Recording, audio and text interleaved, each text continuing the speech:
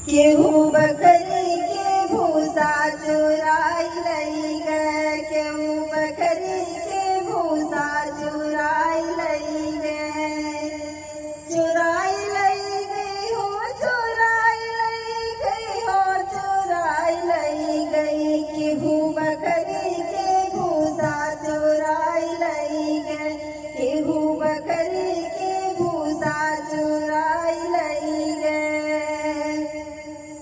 हमारी ननद जी की लंबी लंबी केसिया, हमारी ननद जी की लंबी लंबी केसिया, लंबी लंबी केसिया हो, लंबी लंबी केसिया, लंबी लंबी केसिया हो, लंबी लंबी केसिया।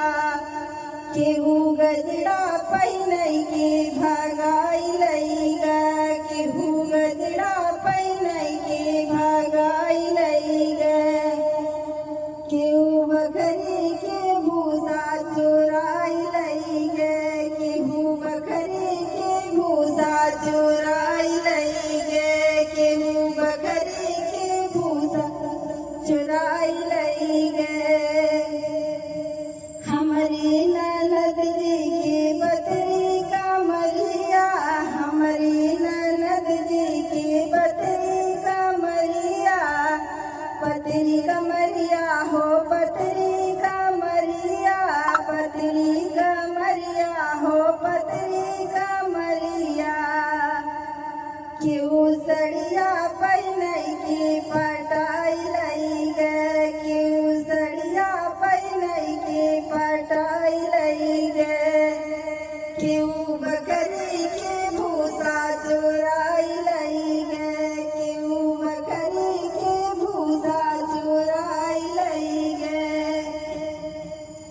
हमारी ननद जी की बड़ी बड़ी अखिया, हमारी ननद जी की बड़ी बड़ी अखिया, बड़ी बड़ी अखिया हो, बड़ी बड़ी अखिया, बड़ी बड़ी अखिया हो, बड़ी बड़ी अखिया। क्यों हमारी ननद जी की बड़ी बड़ी अखिया। क्यों गजरा लगई के पटाई लई गए, क्यों गजरा लगई के भगाई लई गए। क्यों